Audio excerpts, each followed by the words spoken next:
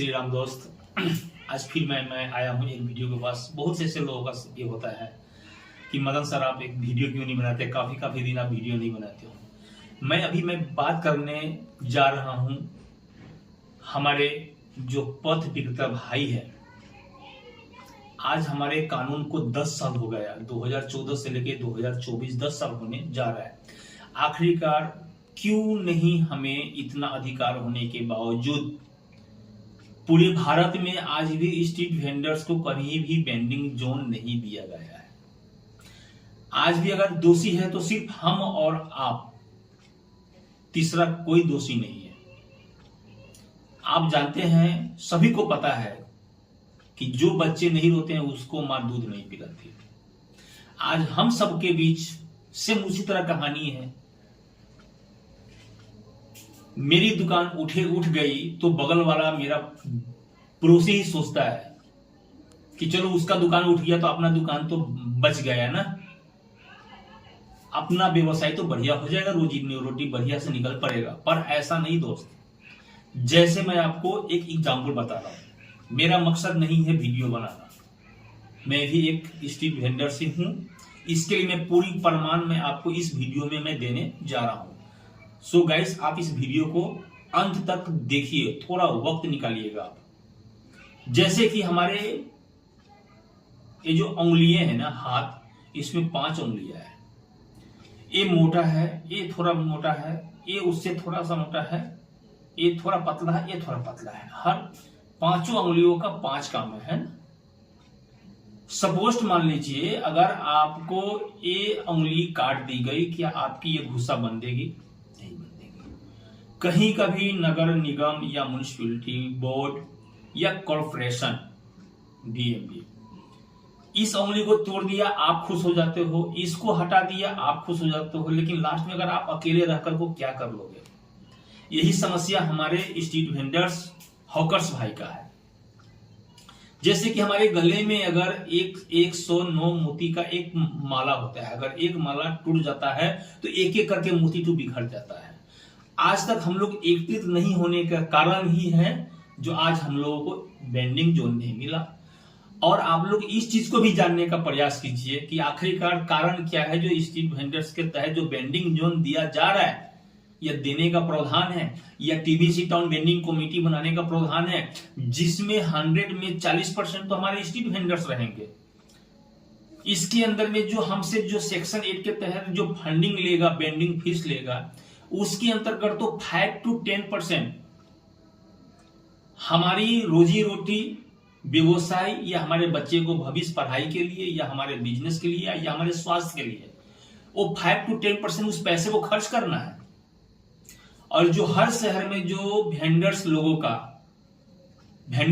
का जो कमिटी का यूनियन होता है, उनको ये एसोसिएशन ही उस टाउन को चलाएगा, ना कि कोई कॉर्पोरेशन आकर को चलाएगा, नहीं कोई म्युनिसिपैलिटी बोर्ड आकर को आपके समक्ष अत्याचार करेगा।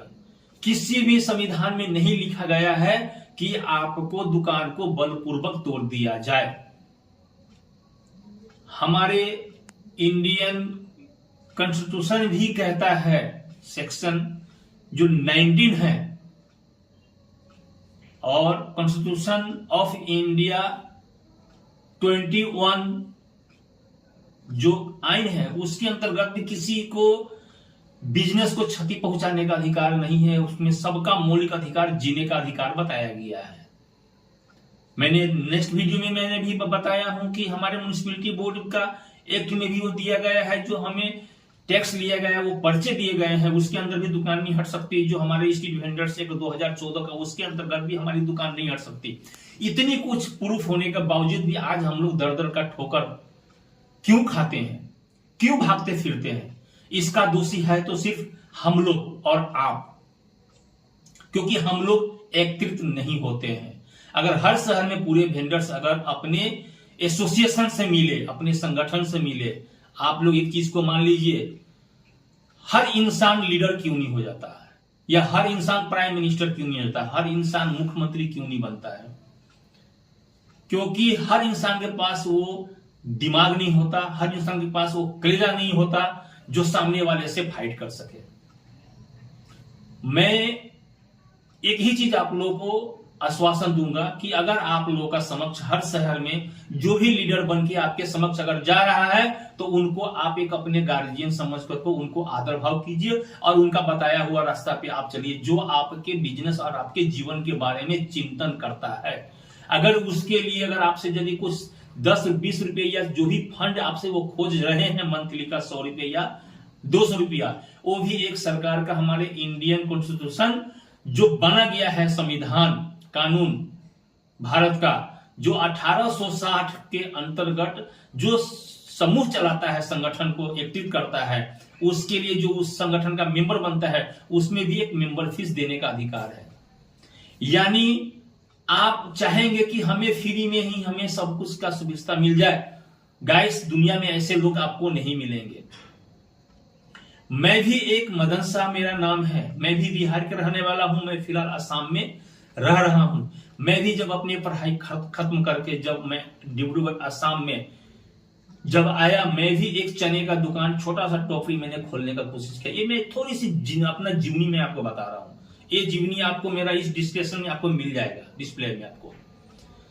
मेरी दुकान को लात मारकर प्रशासन ने तोड़ दिया। मैंने उनको पैर पकड़ा कि सर मेरा दुकान को आप क्यों तोड़े, हम लोग गरीब आदमी हैं। मुझे एक ही बात बोला गया, ये 97 का बात बता रहा हूं, 1997 की बात बता रहा हूं, कि तुम अगर गरीब है तो बगल में ब्रह्मपुत्र है, जाकर को डूब कर को मर जाओ। क्योंकि मेरे डिब्रूगढ़ शहर में असम में बगल में ही नदी किनारे ब्रह्मपुत्र नदी।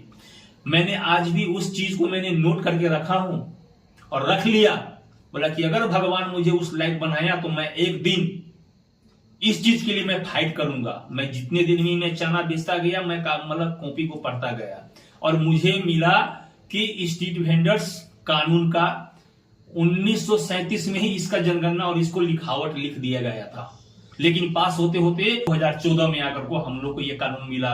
उसके बाद सबसे बड़ी दुर्भाग्य बात है कि आज 10 साल हो गया, लेकिन आज भी हम लोग जागरूक नहीं हो सके हैं। हम लोग 10 रुपया देने से संगठन को डरते हैं और हम लोग को पास जो भी लीडरशिप आते हैं उनके पास वो पैतृक संपत्ति नहीं होते। किनमें आज का समय में कोई किसी के पास इतने वो चीज नहीं है, मतलब अनुमान जो कोई भी अपने जेब से खर्च कर को आपको हेल्प करने के लिए आएगा। मैं आप लोग से पूछना चाहता हूं, इस वीडियो के मतलब कमेंट में का माध्यम से आप मुझे बताइएगा, यदि भारत में अगर कोई भी हमारे इस गरीब आदमी को यदि कोई सपोर्ट किया हो, आज तक बता दीजिए।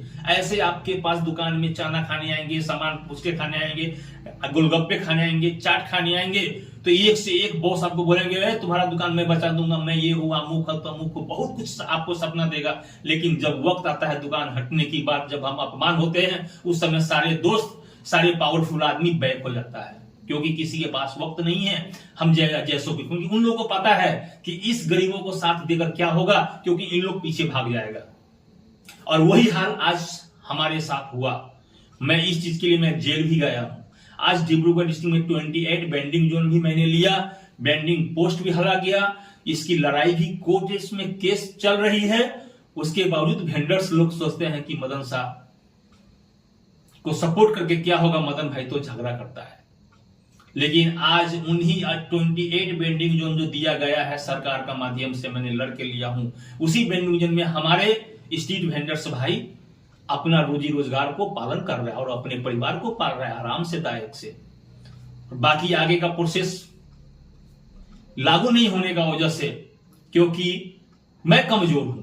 मेरा वीडियो बनाने का एक ही मकसद है कि आप लोगों तक यह वीडियो आप लोग चीज को समझे। मेरा काम है सच्चाई चीज को बताना, मानना ना मानना ये आपके ऊपर निर्भर करता है। अगर आपके शहर में कोई भी लीडर है, यदि आप लोगों को तोड़ देगा गवर्नमेंट, तो वो अकेला संगठन कुछ नहीं कर सकता है। तो दोस्त, मेरा मकसद यही है कि आप लोग अपने अपने शहर में आप अपने समूह को जो समक्ष है उसको आप लोग साथ दीजिए और आप अपना एक मंथली फंड उस संगठन को निस्वार्थ भाव से आप उन तक पहुंचाइए। तभी जाकर को हमारी जो कानून जो एक्ट है उस चीज को हम लागू कर पाएंगे। जो हमारे सरकार द्वारा सुविधा दिया गया है संविधान के तहत वो हमें प्राप्त हो और हम लोग मान सम्मान के साथ अपना रोजी रोजगार व्यवसाय शहर में कर पाएंगे, वरना कभी कदापि नहीं इसी तरह हम लोग अपमान होते रहेंगे। इसके ऊपर भी मैंने एक गाना भी बना के रखा हूं जो मैं नेक्स्ट वीडियो में आपको दूंगा। बाद बाकी मैं आप इस चीज को समझ कर को दोस्त, हर एक महीने का फंड मेरा आग्रह है आप सबसे कि आप जिस शहर में हो सोसाइटी एक्ट के तहत 1860 के तहत आप मेंबर बने हैं तो आप अपने समूह को, संगठन का जो लीडर है उनको आप दीजिए, चूंकि सरकार से फाइट करके आपको उस जगह तक पहुंचा के और आप 2 रुपया कमाएंगे, तभी इससे क्या होगी भाई, ये फायदा सिर्फ आपको होगा, नहीं कि और किसी को होगा। अगर आज स्ट्रीट वेंडर्स कर रहे हैं, कोई पैतृक संपत्ति नहीं, तभी तो आप रोड का ऊपर में आकर को खड़े हुए हैं। आपके जब आप भागते हैं फिरते हैं उस समय अपमान होते हैं, कोई खड़ा नहीं होता है। आपके बच्चे क्या सोचते होंगे, हमारा पापा ऐसा बिजनेस कर रहा है कि जिसको कोई इज्जत नहीं है बाजार में। सारे कुछ होने के बावजूद भी आप डरते हैं। इसलिए दोस्त, हर एक चीज का आज का समय में संगठन है, हर एक चीज का एक आज का समय में यूनियन चल रहा है, फिर आप लोग इतना पीछे क्यों हैं? आप लोग इस चीज के पीछे मतलब सोचते क्यों नहीं हैं? जो जानने वाला व्यक्ति है, कुछ लोगों का चक्कर में अच्छे वेंडर्स जो पढ़े लिखे हैं वो पिसा रहे हैं, वो अपमान हो रहा है, उनको इज्जत में पड़ता है। लेकिन जो लोग नहीं समझ रहे भाई, उनके लिए मैं ये चैनल मैं बनाने का कोशिश किया हूं और आप लोगों का समक्ष इस वीडियो का माध्यम से मैं समझाने का कोशिश किया हूं। मानना न मानना ये आपकी मर्जी की बात है, मेरा काम है आपको सच्चाई चीज को उजागर करना। अगर आप मेरी बात को मानेंगे तो 110% मैं कहता हूं कि कोई माई का लाल नहीं है आपको अपमान करने वाला, आपको अपने बिजनेस से वंचित करने वाला। जबकि आप गवर्नमेंट अप्रूवल रेगुलरली आप टैक्स पेड कर रहे हैं, आप उस रूल नियम को फॉलो कर रहे हैं, तो आपका मान सम्मान के ऊपर कोई क्षति नहीं पहुंचा सकता हूं दोस्त। फिर मैं मिलूंगा आपको नेक्स्ट वीडियो के साथ। जय श्री राम।